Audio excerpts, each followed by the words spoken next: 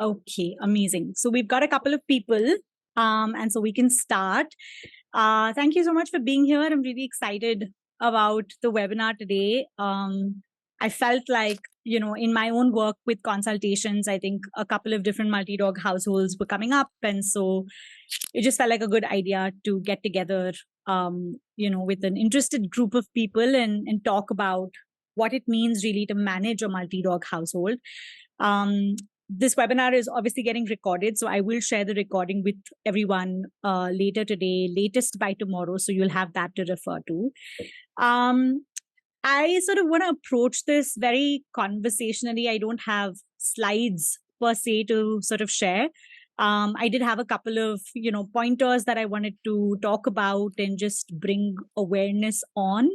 But I do want to keep it as conversational as possible. So again, I think, you can use the chat box to sort of type in your questions, type in your insights, type in your observations. That's always helpful. You can also just, use the raise hand option in the reactions window there, right at the below of your screen, and raise your hand. And then if you want to share something, then you can do that. So we want to keep it as conversational and easy as possible. And again, the idea is really for us to, I think, learn from collective experience here, because I understand that most of us are multi-dog households or are transitioning to multi-dog households. And so there's a lot of learning in this group right here.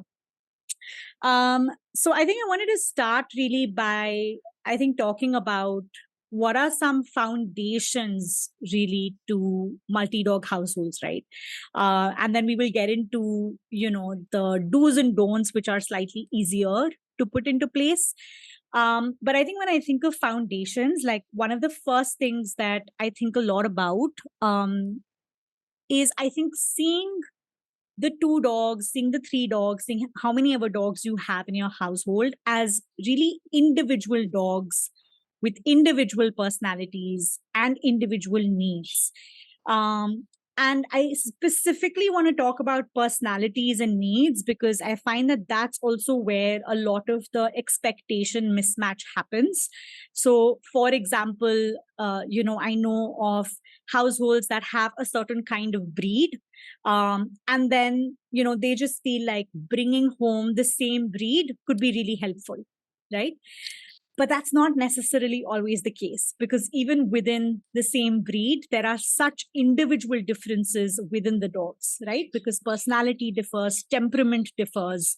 And so you could have two Labradors in the same house or two Indies in the same house, but the way that they engage with you, their personalities, their responses will look very, very different.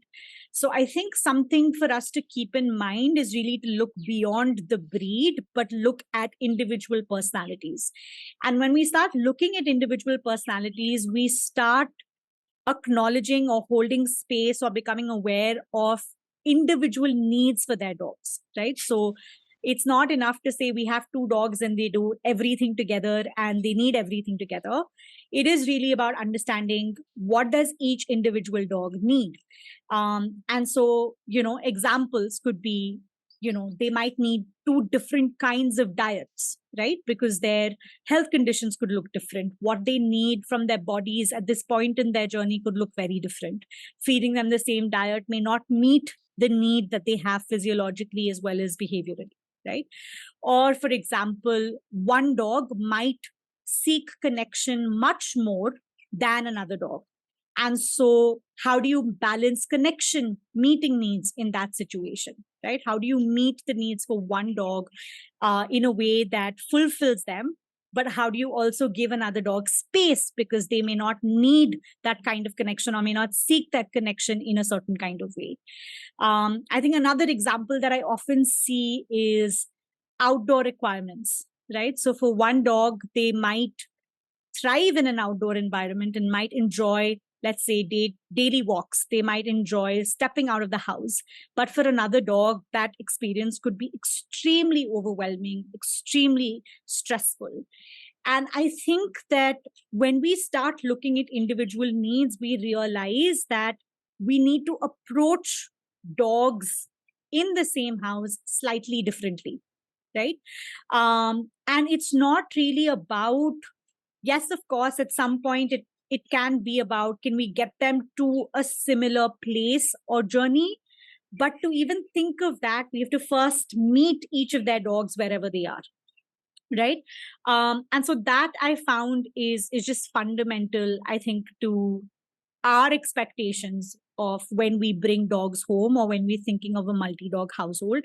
It's not enough to say, oh, we have 2 dogs and so everything really falls into place the same way as it is for one dog. There are certain accommodations that we have to make. There are certain ways of doing things that will look slightly different. And I think we need to be open to that. And that openness comes from looking at each individual dog as an individual personality. I'm going to pause here. Any thoughts, any questions, any reflections that are coming up for any of you here? Not at the moment, just listening and absorbing. Okay, awesome. Yeah. Anyone else? I think Surbhi, you touched upon, I'm Debashri.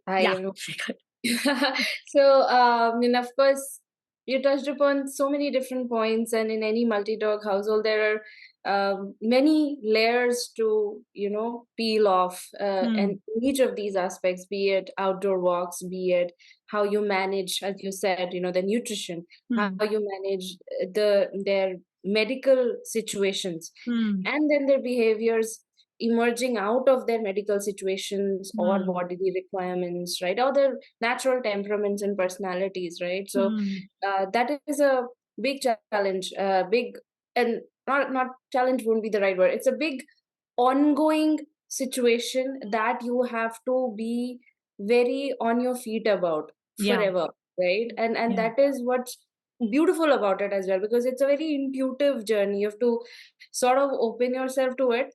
But I think, right now, I would let the conversation go, because there's a lot, that many such beautiful examples to share. But I will let you lead probably where you want to take this, and maybe as you reach a certain point, we can talk about relevant examples. Yeah. Sure. Thanks so much, Debashri. And I really appreciate that. I think that that's important, right? To acknowledge that based on the dogs that we have, it can be challenging, but it can also be really insightful and beautiful.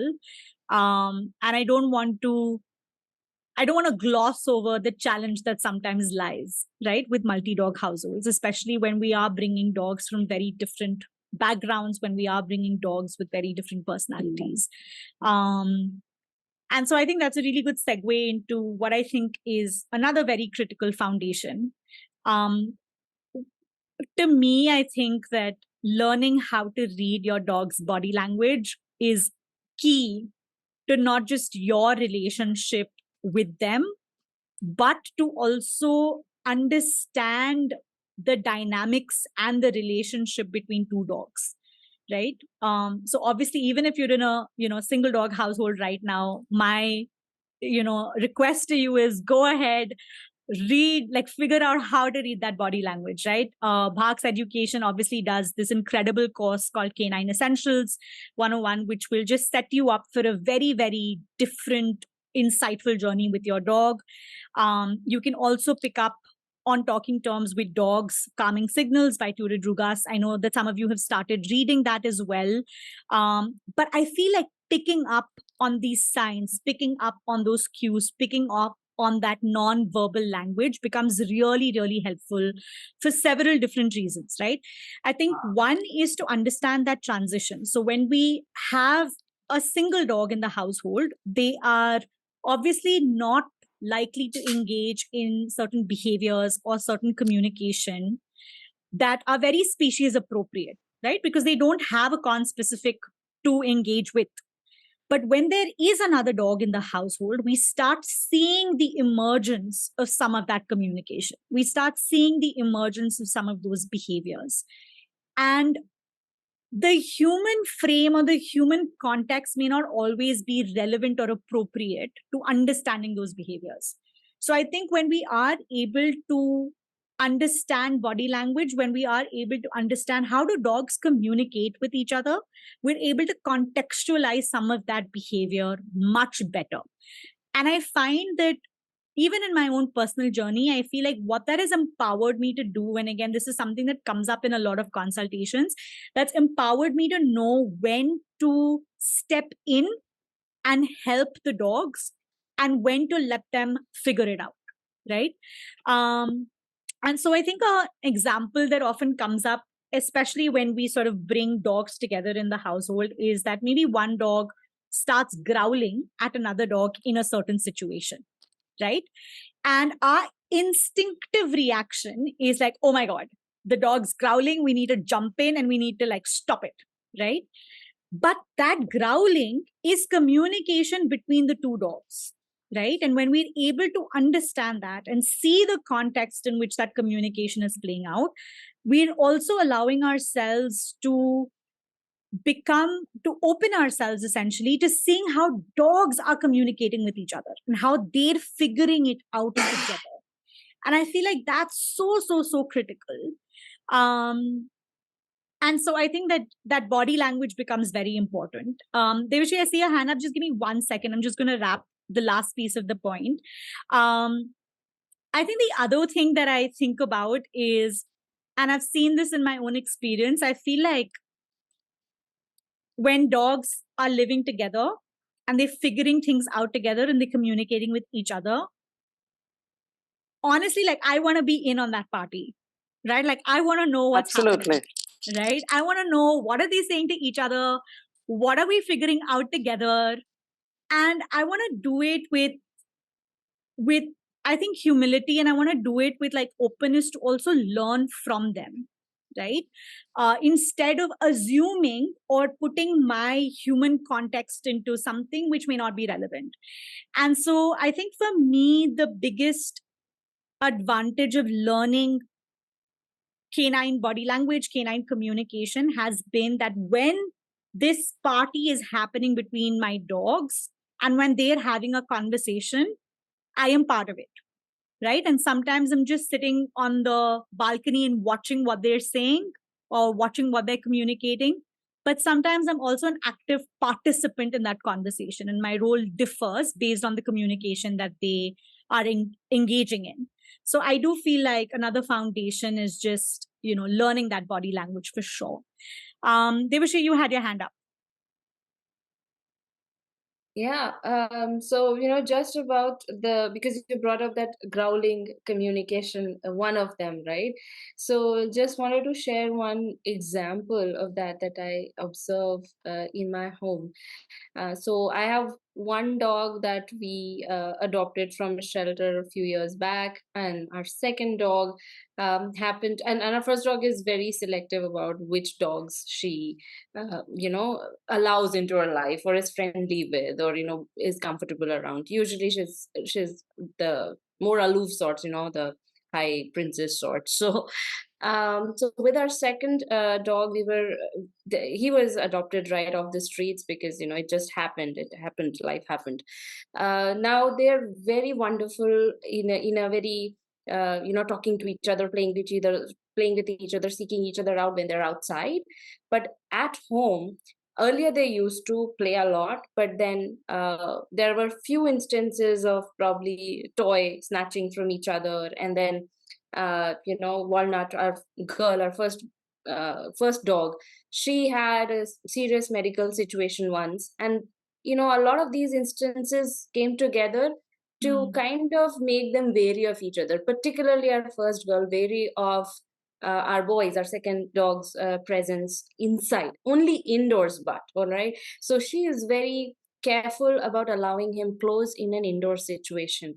It took us not months, years, for her to get better gradually, for her mental space to be able to allow him, closer. So in the initial few instances, it was very vocal growling, very very you if you wouldn't know them, you would almost feel scared that this might escalate, right? So but we you have to, in a way, we learned that okay, this is that's when we went into Bhaks also. We had to decode a lot of what was happening. But eventually we learned that, this is them talking. We have to be on our guard, of course, that it shouldn't escalate beyond a point. But once we had the trust that they are working it out, we watched. And, it was just her telling him that, please, this is my boundary. I'm not comfortable you coming closer than this. Please maintain your distance. And Kai, our boy, our second dog, he has been till date so respectful in an indoor situation. He's got like the farthest line that you can draw in a room. He'll take that, absolutely respecting Walnut's, ask, and beautifully just skirt around the room and make sure. And today, because they have developed that trust that Kai will not breach that boundary, that she's requesting that space, he's maintaining that. Today it has come to a place where, in certain situations, not always, but certain situations, when she feels comfortable, she can actually crisscross. It was at a point they weren't even crisscross like that, right? So today they are able to cross. They're able to get into a narrow gallery, and she will be able to cross, right, like two buses crossing each other.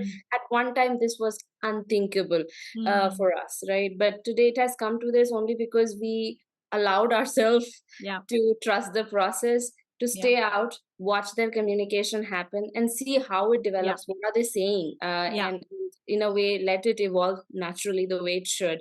And it has really evolved, and it is very humbling to watch how it happens. And as Surabhi said, to be a part of the process, to watch and be respectful about it. It's a huge learning journey.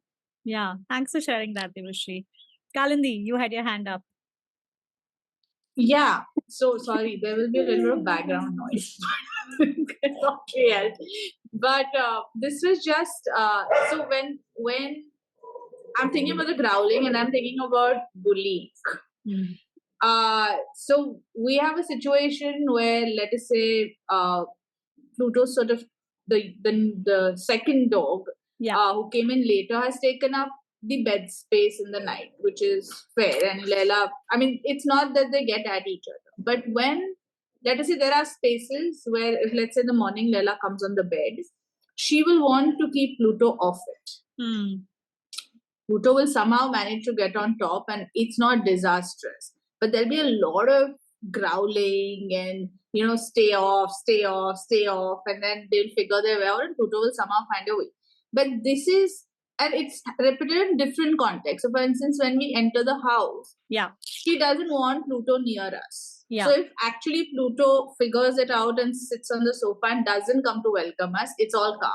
But the moment she gets off and says, okay, I also want to be petted,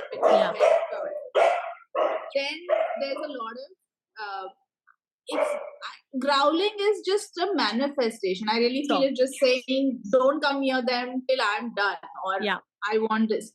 So in one sense, especially with this bed situation and other spaces also, I interpret it as bullying, which is why I'm tempted to step in. If nobody is harming each other, there's no escalation of the situation per se. But I feel that if I don't, or if I'm at least not performing to step in, then Pluto's also sort of, poor thing, is just corner. That's what is in my head, right? But I just want to know from you if that's something one should do, or should just, because I know it's not catastrophic. I mean, I know that she's going to figure it out and take her 15 minutes instead of 5 to get on the bed and come to that stage. But I see what Leila does is bullying, right? Like an older sibling. Same like when we enter the house, I mean, even though if there's no halla, even if I come and not challenge you, there is this, you've come and I want to be petted. And then, but only me, don't get near her. Or she shouldn't you till I'm okay with it. So how is, do we let them figure that out and that's fair, or is there a point where one can step in and it's not messing things up for them? Yeah, absolutely. That's a great one, because I do feel like, again, I think there are some of these situations that require a little bit of that nuance to know how much do you let go and when do you step in, right?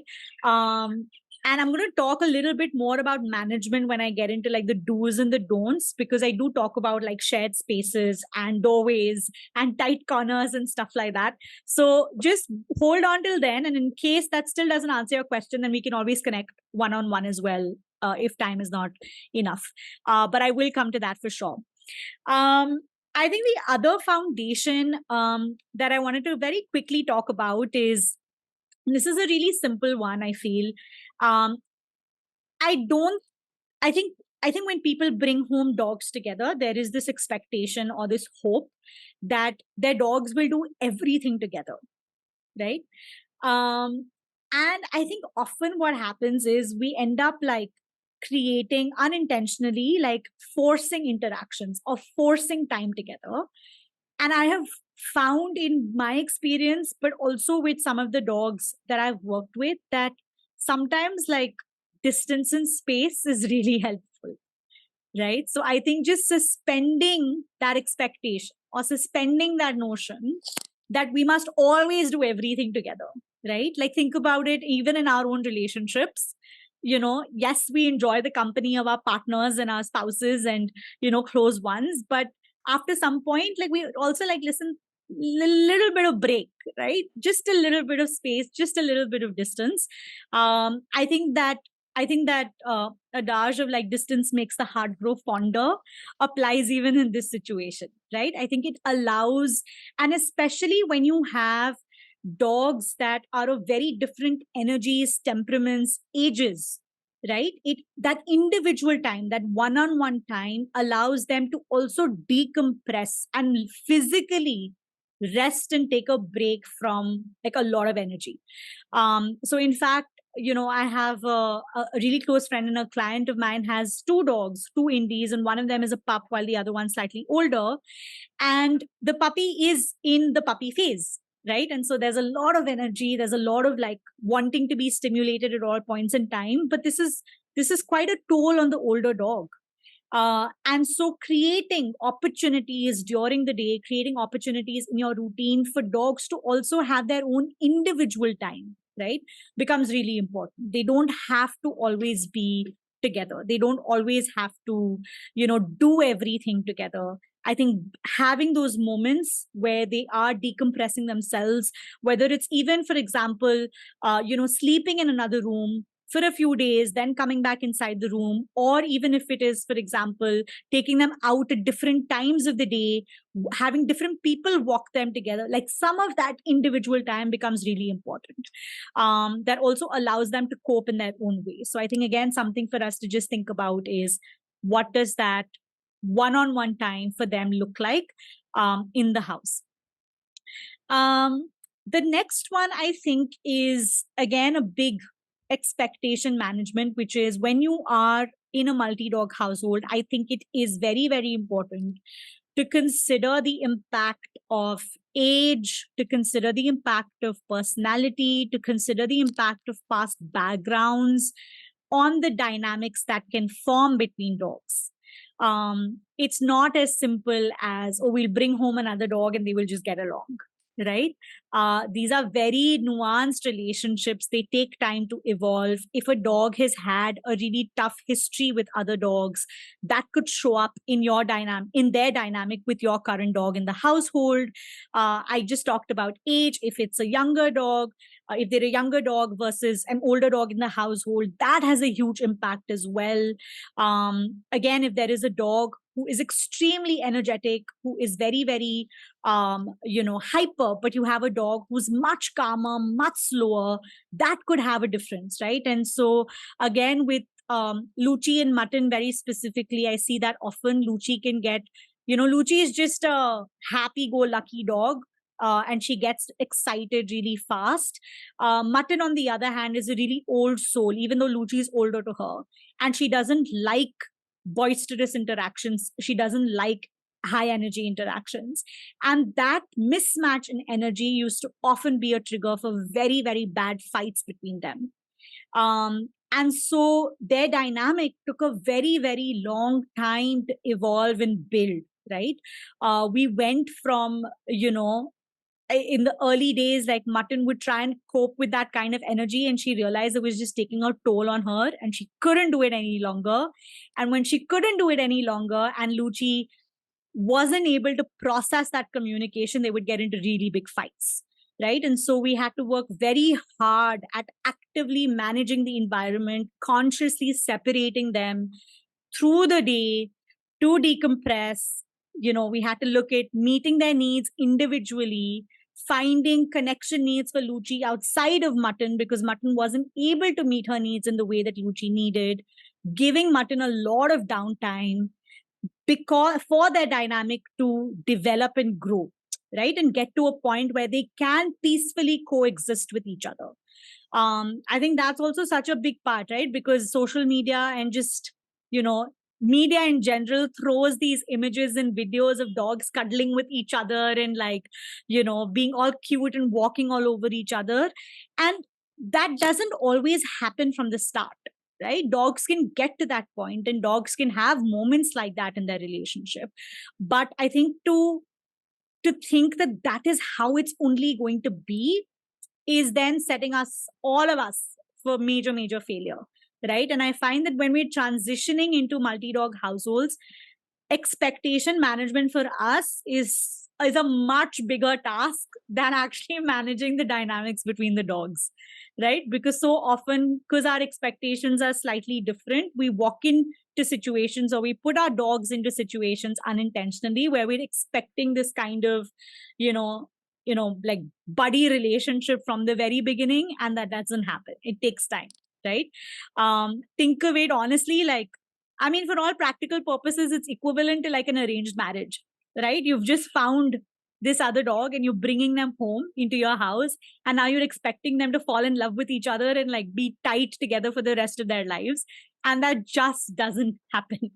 It takes time and it takes effort. And yes, there is a component of us facilitating that for sure and making sure that we're setting them up for success. But there is also such a big component of them figuring that dynamic out and figuring out what works for each other, right? And so we have to hold space for that dog-to-dog interaction and communication as well.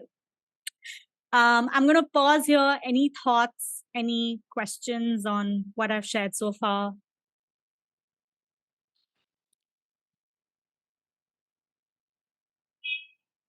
Yes, Anuradha aunty, go for it. Hi, everyone. I'm probably the oldest one over here. I haven't had a dog with me for 40 years. And I have my own, and I do have most of the year my daughters when she's traveling. And Survi will kill me, but I am about to get another one from the shelter where I'm working. So it's really zoomed into a multi-dog household. And so you were talking about expectations and all. That is always a hope one has, that things will work out. But I'm actually quite nervous. Yeah. I'm quite wary, and I, try and listen to a lot of what you say and listen to what a lot of what other people say, to at least know what to expect and how to approach it when I do bring this dog home in the coming week. Because the ages are all my own dog, my first adoption, she's only 3.5, and she's a retriever, but I don't think she's grown up at all since she's come to me, because she's full of energy and she's full of zeal and enthusiasm. My daughter's dog, who stays with us often, is 9 years old. She's much calmer and she's another kind of a soul altogether. Survi knows Raisin really well. And this child that I'm about to adopt, he is about 7 or 8 years old. I don't know him very much, but I don't know. I just had a kind of like a soul connection with him. And it was just taken for granted that he'll come home. So just in terms of things to prep for in my body language, I mean, let's leave the others at home aside, because this is mostly about me and everybody will take their cue from me. I know that. So just, I mean, we also need a body language which the dog will understand, feel. My own dog Maya will, sort of get a feel of when I do bring, this child home. So just like, am I thinking on the right track? Am I going the right way? Yeah. I think, again, I know that you and I are also chatting separately about it. So, that will be obviously... we will do that. That will be a more detailed conversation. But I'd love to hear from the group also. Like, I think just like helpful tips. What has been helpful in your context as you have brought home another dog with an existing dog at home? That's the only reason why I brought it up, actually. Just to hear everybody's experience and share that. Yeah, we could do like a quick shout out, because I know that we can like really launch into a very detailed conversation, but we also have time to keep in mind. So maybe like a quick shout out, and then, we can add details to it at a later point as well. Kritika, I think you recently brought home another dog, right? Is she here? Okay. Surbi, can I go? This is Yes, Jita. Go for it. Yeah. Okay. Yeah. So actually, for me, when I got Happy home, the biggest thing, of course, I have to say is Happy was rescued by Deboshri. So for me, the hand holding that I got in the initial period is, I guess not everybody would have it. So, that is something like I'm so glad that it happened that way, because I wouldn't have been able to do it otherwise. The stuff that I think, some of it you've already addressed, like not having that, like an expectation from day one, that, the dogs have to get along very well. I think as Anuradha was mentioning, I need to do a lot of things and everyone is going to take cues from me, including the dogs, because at that point in time, I think it's confusing to both the dogs. The dog who's already at home, their routine is kind of, now there's suddenly this new member, and oh, is he also kind of coming on the bed with me? Oh, is this happening? And the new dog, now it depends on the personality. Like Happy's personality was such that he didn't get onto a single piece of furniture until I invited him, which for me was shocking. Like I have never seen that. So I know that Happy wanted to, like he didn't come on the bed. And for me, the anxiety was, oh, this baby, he's been in a foster, he's been with Bella. And now here my Cookie doesn't want to cuddle. She doesn't want to do all of that. So, I had to invite him. Now, the thing is that your actions can go both ways, okay? Maybe that's the apt action to take at the time. Maybe it's not. For instance, I do realize that sometimes in the night, Happy would go off into the other room. And for me, that was like, oh, he is not feeling comfortable. I need to get him on the bed.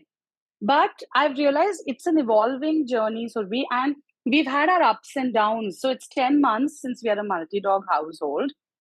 And like off late, Happy has started going in the middle of the night. He'll either go and sleep on the other bed with my son, or he may go and sleep by himself in the drawing room.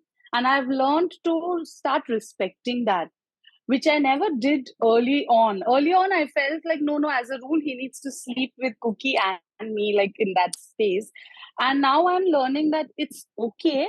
And actually, my husband has been instrumentally saying, "Chhod dena, why are you so thing?" Like, because I feel in between we had that, somebody spoke about it, I think Kalindi, that, he would become all thing. He wouldn't want Cookie to come on the bed, and we would all be trying from different angles. It's been evolving. So you don't know why now he's doing that and why he's doing the other thing.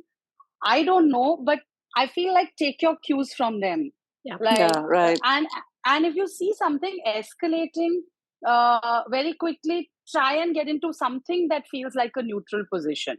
Like if you think there's something happening, don't sit with either. Just go. It happened between Cookie and Happy. Like they both wanted to sleep close to me and whatever else. And I saw that it would be a growling or whatever. I would say, okay, we're all going to sit in our own places, and I would go and sit on another sofa, because I'm like, okay, I just want to be neutral here.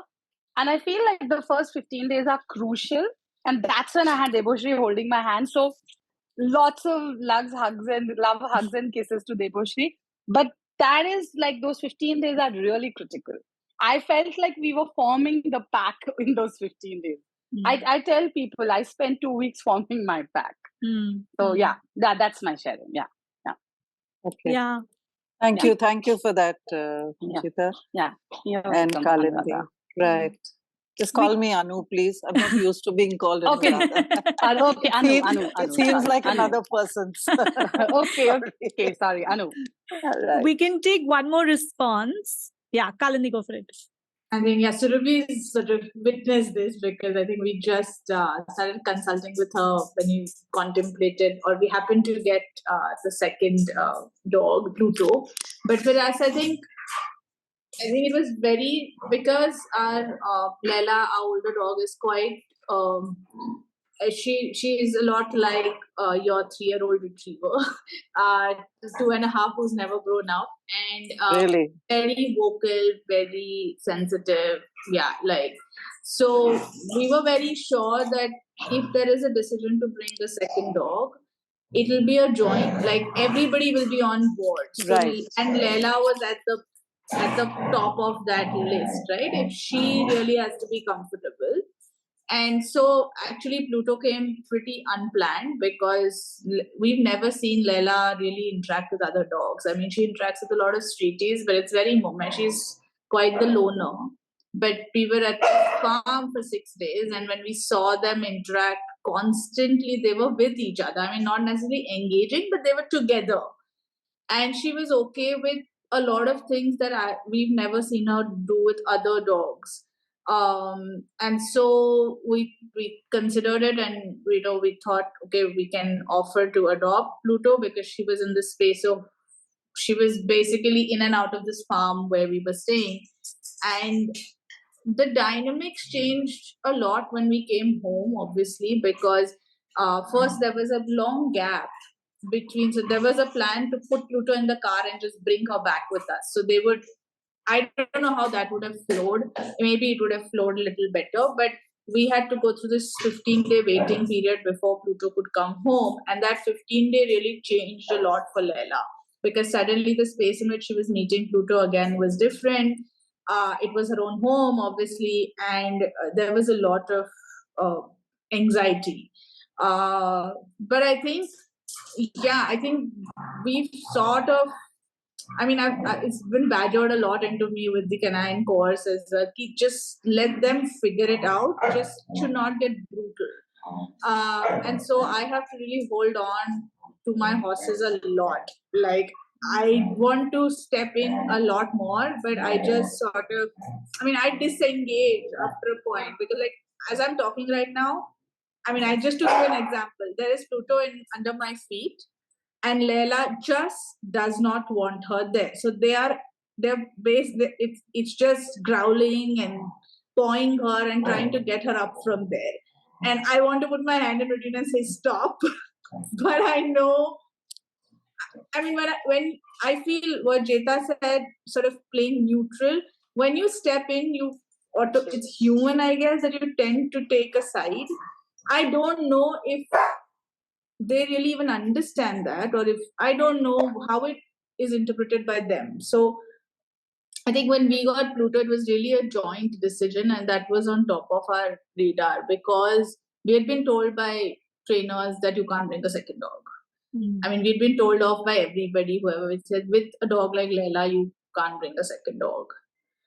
So when we see where we are today, we are quite happy. But it was very counterintuitive for all the people who advised us.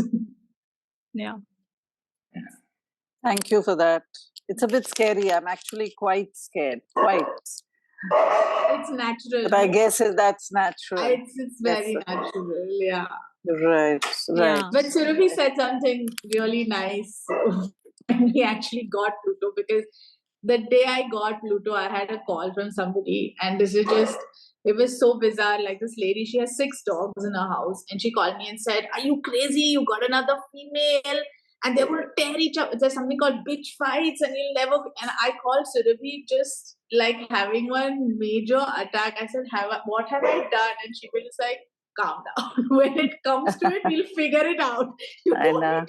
Right now, they're all smiling at each other and they're cordial. Just let them be. But so, Kalandy, when they're sitting with you right now near your feet and growling at each other, does that lead to snapping, biting, or anything? Not like at all. that? No. So, one is a very calm dog. The younger one is quite the old soul. She's very quiet and very, like, I think she really tolerates the older one. Yeah. And the older one is a very hyper, excitable being.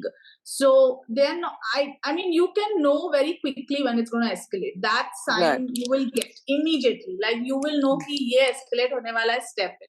And I think that, and you've had dogs all your life probably. So I'm just saying that it will come to you immediately. But I haven't. I've only had dogs for the last 2.5 years in my 68 years. Oh, so but I mean, they are our first dogs as well. But I think it's very intuitive. You know when it's going to escalate. And like I said, I mean, I really got thrown off when this lady who told me that you're going to have a disaster at home. And I was like, I think I've made the biggest mistake of it. But you get a sense, this is not anymore. Yeah. But I mean, and then you can step in, right? You're there. Yeah, of course. That's your job. But otherwise, they figure it out for themselves. They figure it out. That's helpful. That's very helpful to know. Yeah. I think those are, two helpful things, right, that I do want to call out. I think one is obviously when I'm saying, they can figure it out. I think that some dogs have the mind space and ability to figure it out, and some don't. Right. And so, for example, and this is why I think that those foundations that I was talking about becomes important, because when you have dogs that cannot figure it out for whatever reason, you will need to step in much more. You will need to actively manage the environment much more, but also you will have to focus on meeting those individual dogs' needs, right? Because we essentially want to get them to a place where they can figure it out. So, it's not really about it being open-ended. And I'm not, obviously in no way in form am I saying that, when they are figuring it out, let them fight it out with each other. Absolutely not. The space cannot be unsafe, right? But I think each dog, and that's very hard to say, right? So, for example, if you have a dog, let's say, with a bite history with other dogs, I would go in 100% with a lot more management, right? And have that set up strong to avoid any sort of biting reaction, right? Because that also impairs, that also damages relationship, right? Then it's just taking much longer to repair that relationship. But we also have to work simultaneously at then getting the dogs to a place where they are calmer, where they can think, where they can figure it out, to figure out what those triggers, etc., are as well. So it is, again, with each multi-dog household, it looks slightly different because the dogs who are part of that household are very different and their dynamics are very different. Right. Devashri, quick point from you, and then I'll quickly move to the next piece. Yeah. Thanks, Surya. I'll wrap it up very soon. So I wanted to add to, what Anu's question was.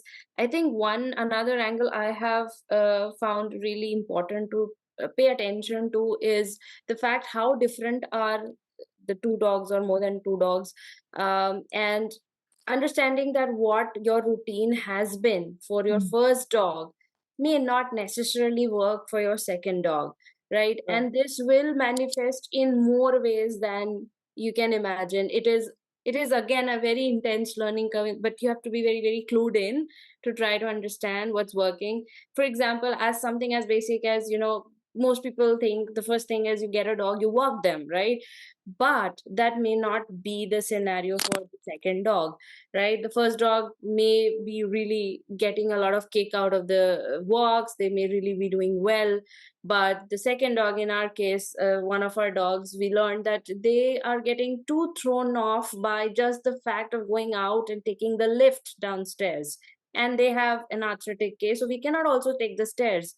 What happens is that we've had to learn to, it's okay to not go out every day with her, not take her out, right? So finding a very different balance, that is, again, I'm sure, Surbhi may be already planning to touch upon these aspects, but because you asked, Anuradha, I think, I wanted to call this out, because again, this is another aspect, because it again can add to the anxiety, add to the, the damaged relationships, as Surbhi said, right? If they are all high strung, if they are in an anxiety prone mental state, because maybe we are trying to have the same scenario for both of them, from a good intention, of course, but inadvertently we are ending up straining their mental states further.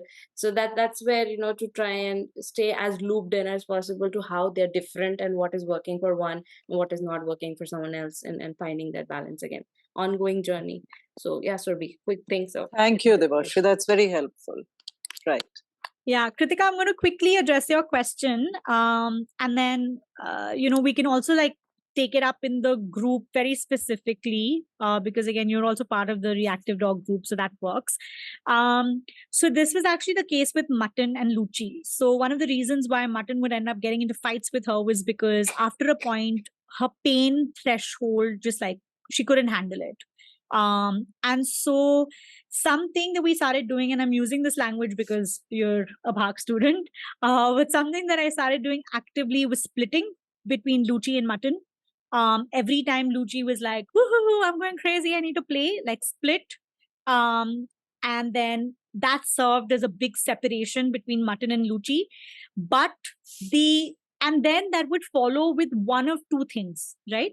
One was either giving both of them a calming activity and helping them really calm down.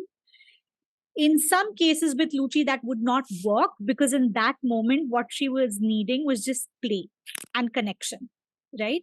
And so it resulted in two things. One is either I engage with her in that way so that Mutton's out of the picture. This is not about play with her anymore. Or I actually started finding streety friends for her outside. So even if she ended up meeting another dog or a streety once or even twice a week, and she had a good play session with them, she would come back home much calmer. And so I did a lot of the splitting in the initial days to also build trust with Mutton, because up until that point, in my eyes, Mutton was the problem dog. Right? And then I realized, oh wait, it's actually Luchi who's the problem dog in this situation, and I need to keep Mutton safe. And so what that also resulted over a period of time with is that every time Luchi would get really worked up, and this still happens today, Mutton just walks away into another room. She's like, absolutely not. I am not engaging with you. Right?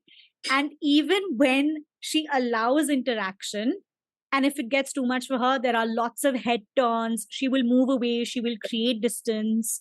Then now Luchi is cued into that as well, right? Because we've worked at calming her down. We've worked at meeting her needs. We've worked at supporting Mutton.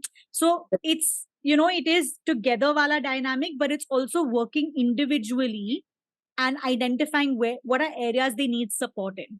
So that was something that was really helpful. Okay, got it. Thank you.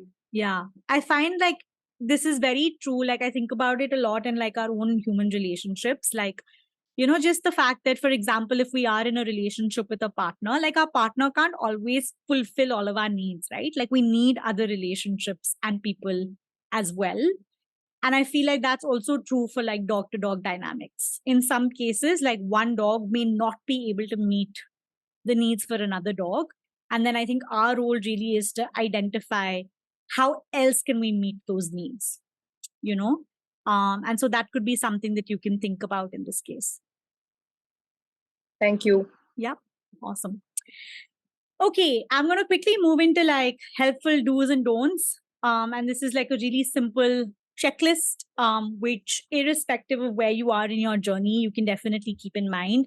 I think, again, if you're thinking about transitioning into a new household, I feel these become just helpful boundaries to put into place and stick with.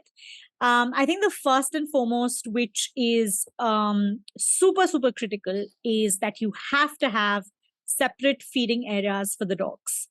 Absolutely, absolutely critical. Food is such an important resource for dogs.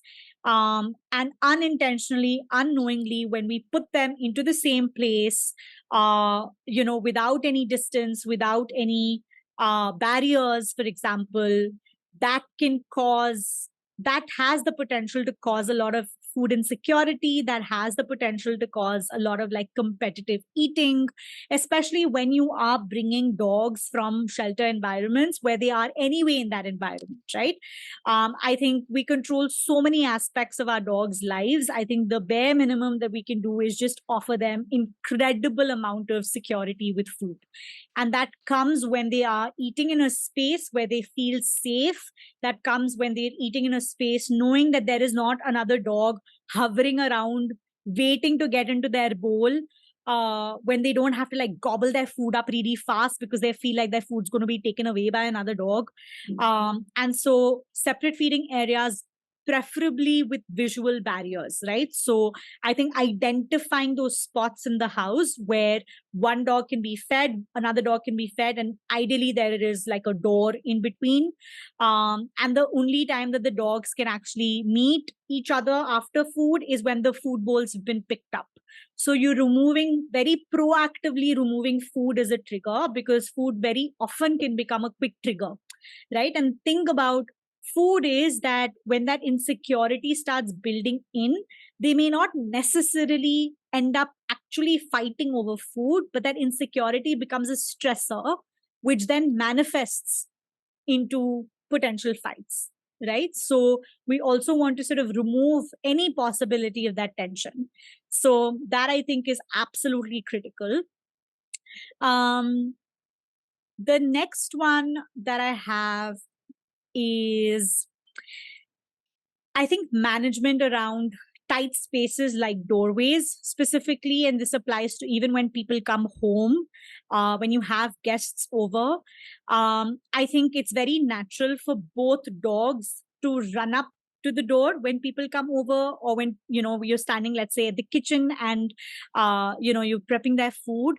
I think it's always helpful, and that can again become like a trigger point, right? Because this is a point of complete excitement. There's a lot of anticipation.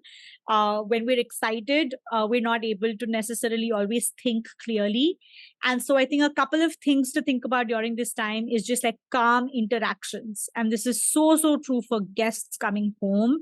Like, it's so natural for guests walking in to see both dogs and go like, all of that.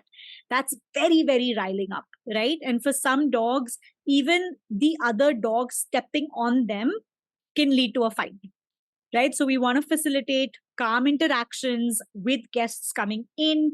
We want to use our own body language as barriers. So we refer to this as like a body blocking. So maybe place yourself between the two dogs when you're opening doors, place yourself between two dogs at the barrier, encourage one dog to come closer to you. Basically, what are ways that we can create distance between the two dogs at these doorways becomes very important. Because if there is distance, then the likelihood of them stepping all over each other and then that escalating into a situation of tension is very little, right? The other one to be mindful of is, again, shared spaces. So couches, beds, I think in Jetta's case, which was also very true for me with Mutton, I had to invite Mutton up. She didn't voluntarily want to come up. Now, for example, Luchi has a couch. She has a spot on the couch. Mutton's never wanted to come up there. That's been their understanding, and I have not had to intervene.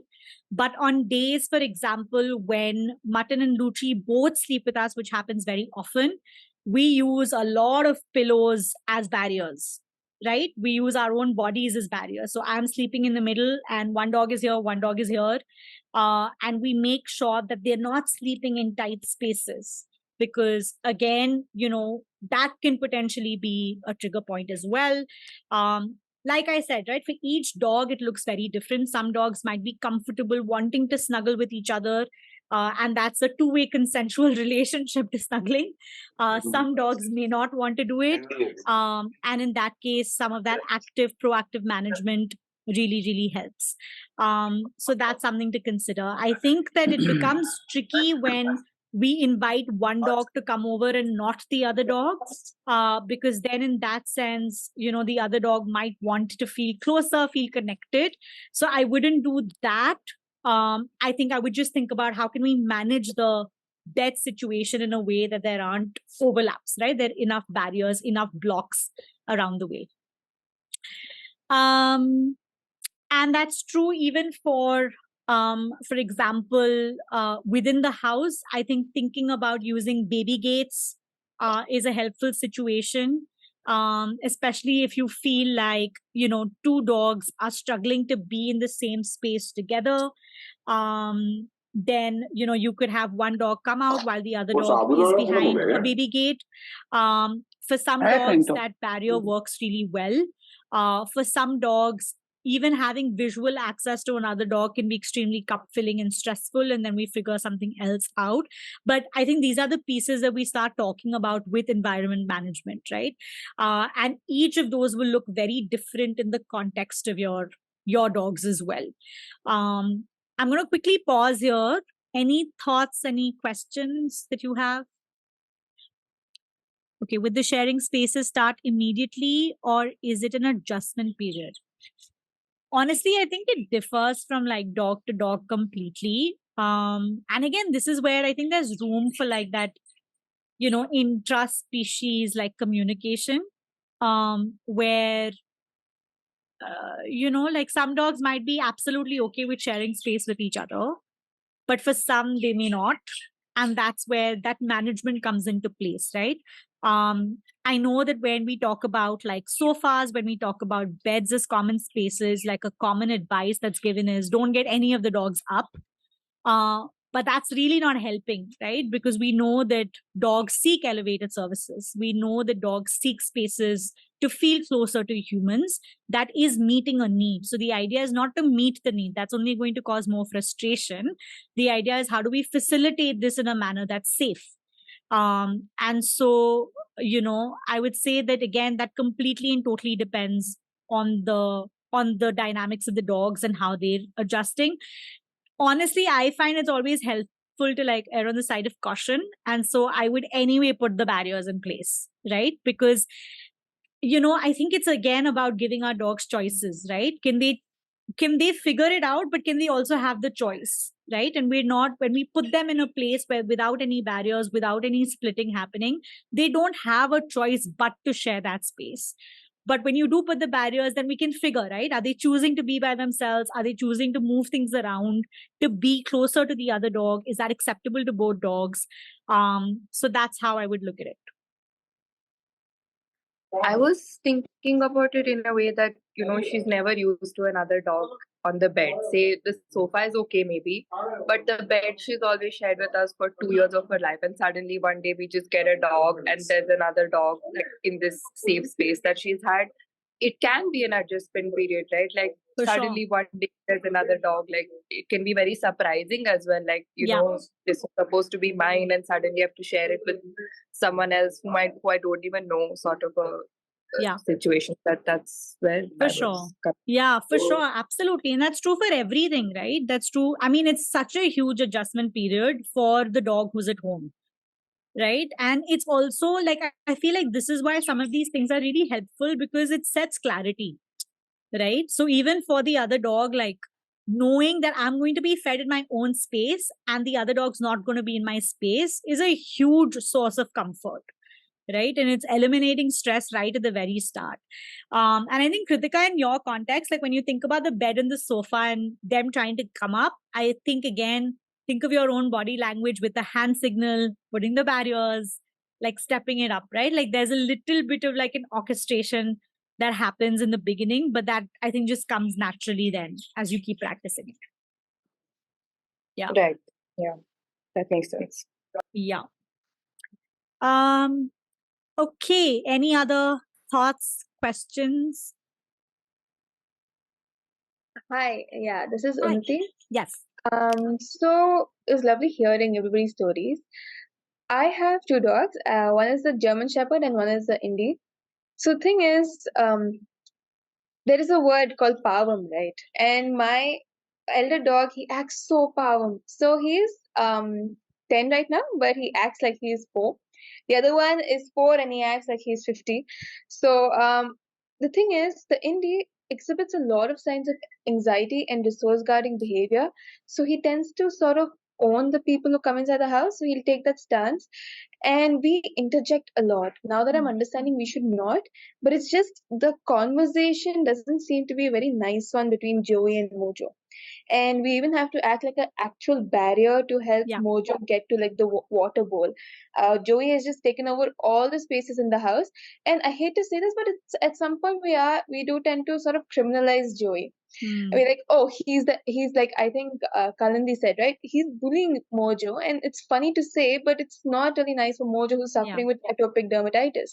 So I just sort of understand that right now their relationship is not great, and Joey's gone to the stage where he's automatically snarling, and he's going at Mojo and he's biting. So how to sort of initiate that conversation and get it back to a not so bad point? Distancing, we can try, but it's also like suddenly there's a mentality that this is Mojo's home. If he wants to go to the water bowl, he should be able to get to the water bowl. So Joey, be quiet. But that's not really working for us. So I would love to hear. I think a lot of you have success stories as well. So just give me some tips on how I can get it back from this stage it's gone into to just a slightly more manageable stage so I can work a little more. So I went to a behaviorist. We tried a couple of things, but it's sort of, it's just not working to a certain degree, right? It's a lot of energy that has to be put in, and all of us work at home. And it's just like, we don't know. We really don't know. We need a little easier solution because it's handling both these dogs, both their issues. So please take over. Yeah, thanks so much for sharing, Unnati. I'm going to quickly like jump in only because of the interest of time. And then, I know that you're in the group as well. So I think that we can, definitely pick up the conversation there also. I think there are a couple of things to think about, right? I think one is, I think with the Indie who is struggling with anxiety and resource guarding, I feel like that needs to be addressed as well, right? So it is addressing individual problem behaviors along with the dynamic with the dogs. I think the other thing to think about is, I think that a house like this can 100% benefit with very active management on separating the dogs as much as possible with barriers, with gates around, and with a lot of reassurance and communication to both dogs extensively, right? Again, I'm not going to be able to give you detailed answers in this because this is very complex. And so a consultation is a much better space to do it.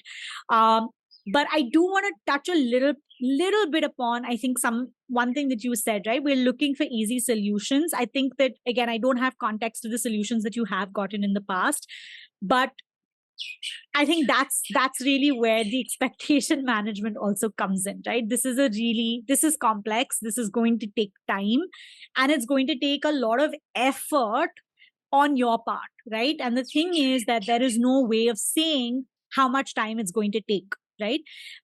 In some cases, for example, we've had to literally separate the dogs from the house, which meant that one human was with one dog in another house and one human was with one dog in another house. And we've had to facilitate meetings with the two dogs again, right? And so depending on the complexity of the case, depending on the nuances that come up, solutions could look very, very different. I was in fact recently talking to somebody who's been living separately from a husband for the last 3 months because their two dogs kept getting into fights, right? And we've just very recently started like a reintegration process. But sometimes that's what is required in a situation. I'm not saying that that's what's required in your situation because I don't have the full picture. But I think that when we get into I think we need to accept that it's going to take time. And we're going to have to figure out lots of things together to get to a point where the dogs can tolerate each other. To me, I don't think in this, especially when dogs are biting at each other, I think obviously the first step in the approach really is to remove stressors, to separate them, remove any opportunity for biting to happen whatsoever, put in whatever we need to do in terms of management, meet their individual needs 100%, because sometimes the stress is also developing because of unmet needs. So meet those needs for sure. Build safety, build reassurance, build trust, but also set expectations of what reconciliation could look like. And reconciliation in some cases does not look like friendly exchanges. Reconciliation in some cases looks like we will tolerate each other and we will just coexist peacefully with each other, but we will not necessarily be happily around each other. You know what that means? So I think those are some of the nuances that a call is very hard to address on. I know, but I had just 2 questions and something I can work on at least till I meet you, which is that one is, I hope it's also helpful for other people in this group. It's not just, but one is, if the dog is resource guarding a single person and there's nothing at the other dog who's coming close to them, should the person move away? And should we do something where the person, if they're the stressor, if you're calling them the stressor, should they physically move away so the dog follows them and, a fight is, sort of averted? And the second thing is, if we are if you said extensively sort of reassuring both dogs, but the only thing is, if I'm reassuring the dog who's, sort of attacking the other dog, is it somewhere reinforcing that something like this is okay? He should be, it's okay for him to go and snarl at the other dog? No, so I would look at a lot of your own body language in this situation, right? So when a dog's attacking another dog, or when you feel like a dog is getting ready to lunge at another dog, there is no reassurance there. That time it's just about safety. It's just about literally separating the dogs, right? I think when I'm talking about reassurance, I'm talking about using body language in situations of potential guarding when you are seeing stress signs go up. Overall, in general, like adopting reassurance is a way of communication with your dogs. And again, we talk about using hand signals, for example, which is a separate conversation. Towards that, right? But when you are seeing a situation where you feel like this is going to escalate into a fight or you're going to anticipate an attack, that is not time for reassurance. That is time for separation and safety, right? And so even if that means that you have to pick up another dog and go into another room to allow that safety, then that is what it is. I think in terms of the body blocking, in terms of the resource guarding, again, I do think that, in the initial stages, this does require a group effort, because you will need someone else to come and split. And when I say split, it means essentially act as a barrier between the other dog and you and this dog, and help move this other dog to another space as you sort of, reassure your dog who is guarding you. Have people switch positions potentially, and then you meet the other dog. So it again has to be slightly curated. But I won't be able to give you details because I need to see something play out to know what exactly is happening. Yeah. But it's effort for sure.